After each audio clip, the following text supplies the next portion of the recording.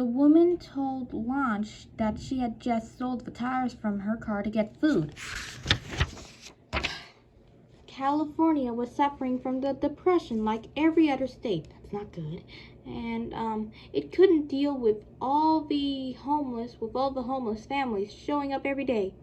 Hundreds of eager workers competed for every farming job. This drove wages down so low that nobody could earn enough to live on. The workers followed the harvest from place to place, living in crowded, disease-ridden camps. The government tried to help. It built 13 model camps. These camps were clean, with running water, and were managed by those who lived in them. But they could house only a small number of people, and they could not provide jobs. Even as the rest of the country slowly recovered, the migrants remained desperate until the end of the Depression. Chapter 9. More big changes. In 1935, Roosevelt began a second wave of reforms. It was meant to lessen the huge gap between the rich and the poor. New laws tried to protect Americans who were old, weak, sick, or out of work. One of the most important was the Social Security Act, or SSA, that's short for Social Security Act.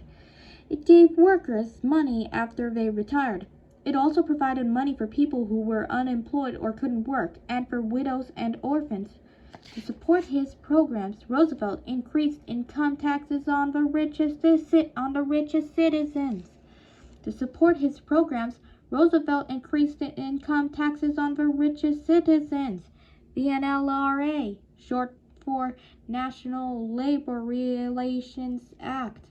The NLRA, short for National Labor Relations, the NLRA, that's a girl's name though, NLRA. The NLRA, short for National Labor Relations Act, tried to give workers more power.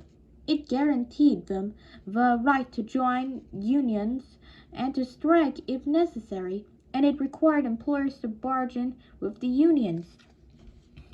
The 1935 Act created the very successful WPA, short for Works Progress Administration. This picked up where the CWA left off. Workers were hired to build or restore libraries, highways, post offices, museums, and playgrounds.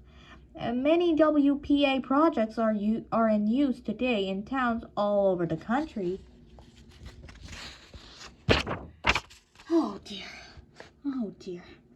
The WPA made a special effort to employ artists, writers, and musicians. WPA murals, paintings on walls, can still be seen in many public buildings. Well-known artists such as Jackson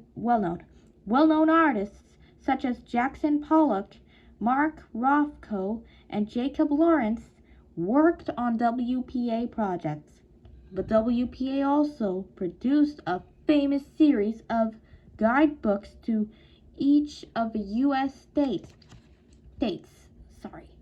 Some people thought Roosevelt was sneaking communist ideas into the U.S. government, but most of the country was behind him.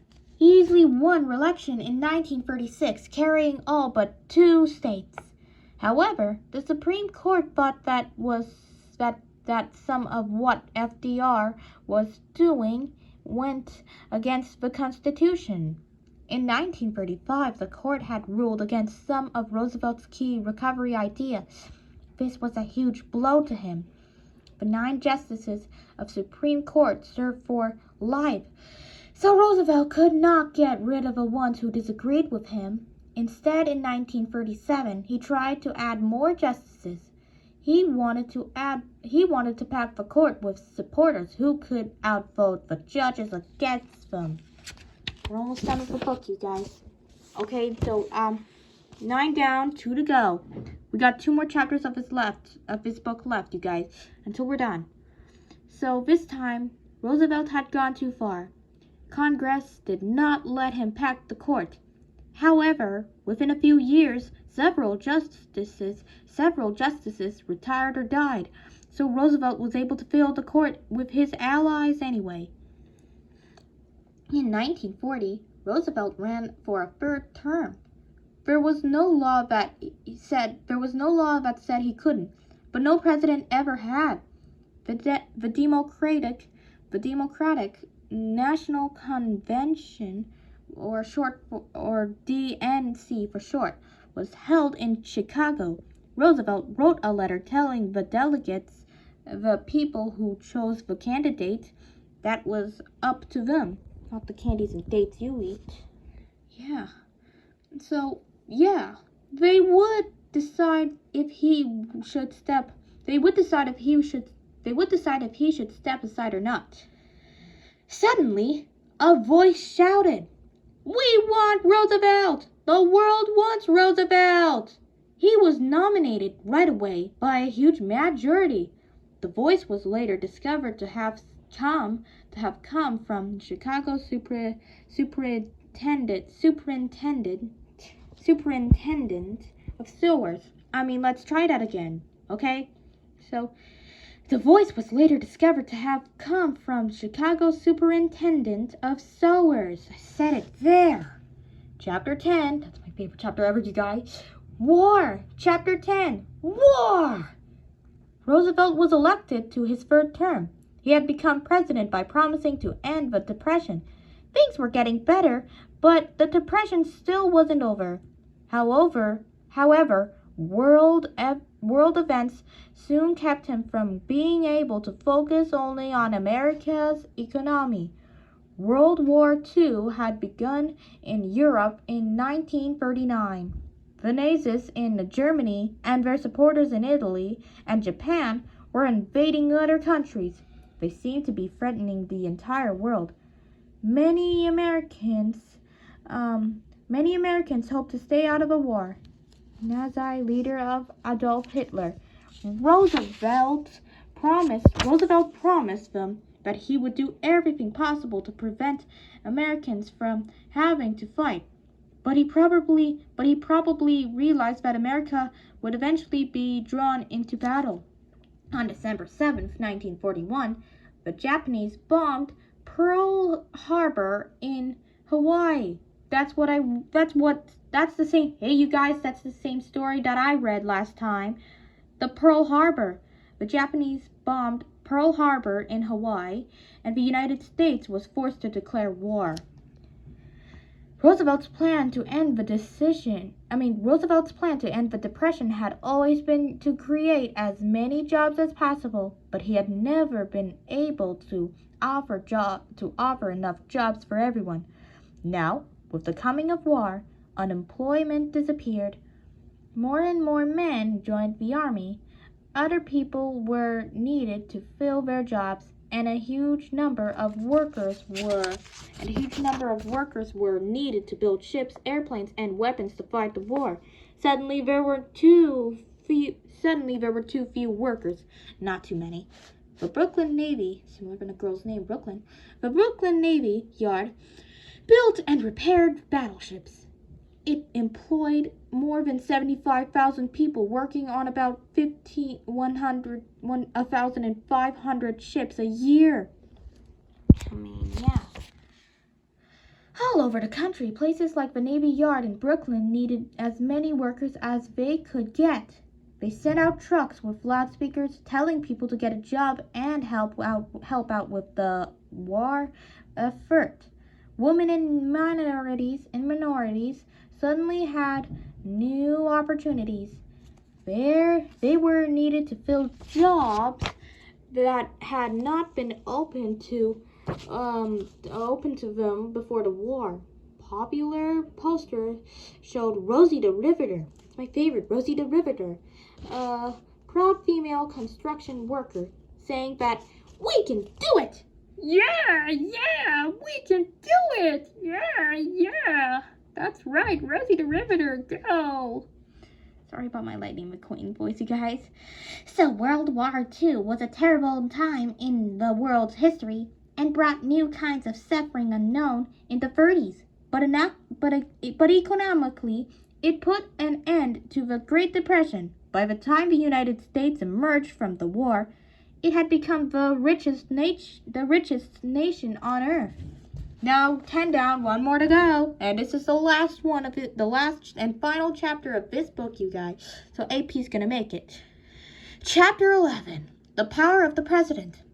In the years before the war, Roosevelt used more power than any other American president ever had when the country was at peace. When the country was at peace. There, I said it. In times of war, Congress may vote to give the president extra powers so he can deal with the crisis. When he was elected, FDR asked Congress to think of a battle against the Great Depression as a war. He needed to be given the kind of power other presidents only had in wartime.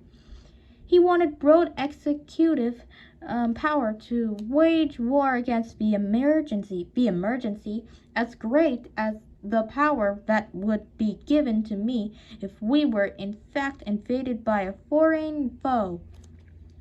Some historians think FDR went beyond what the Constitution allowed. Some historians think FDR went beyond what the Constitution allows. Even some of his supporters have called him a helpful dictator. Sorry. A dictator is a leader of a country who does exactly what he wants without getting approval from anyone else. Roosevelt completely changed what the United States expects from the government. Before him, most Americans believed that the government had no business getting involved in people's lives. Roosevelt made them think that the government is responsible for making sure all citizens have the basic things they need to survive, like food, education, and a roof over their heads. As the economist Arthur Schlesinger pointed out, it is impossible now to imagine an America that offers no help to Americans who find themselves, through no fault of their own, in economic or social distress. The Great Depression was one of the worst times in nation's history. People were afraid that the country might collapse. A journalist wondered, would it be necessary soon to organize our families against the world, to fight physically for food, to keep shelter, or to hold possessions? Roosevelt realized the huge danger that the country faced. During his first 100 days in office, a visitor said to him, "Mr. President, if your program succeeds, then you'll be the greatest president in American history. But if it fails, then you will be the worst one ever." "If it fails," Roosevelt answered, then I'll be the last one? "If it fails," Roosevelt answered, "I'll be the last one." Fortunately, that didn't happen. FDR's last day. The Sentinel president dead? Let's continue. In 1944, Roosevelt was elected president for a fourth term. He wanted to be sure that when World War II ended, the world would be a safer and more peaceful place. He helped to create the United Nations. This was designed as a meeting for countries all over the world. They could get together and work out their problems by talking instead of fighting. By then, Roosevelt's health was failing. Roosevelt only survived for 3 months of his fourth term. His vice president, Harry Truman, finished the term for him. His vice president, Harry Truman,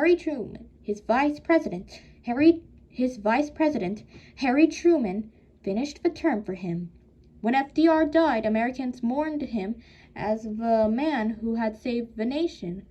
The New York Times wrote, Men will thank God on their knees 100 years from now that Franklin D. Roosevelt was in the White House. Harry Truman won the next election and served as president until 1953. And I think it's the end of this story. So if you're watching this, like and subscribe. So I gotta go. Bye and good morning.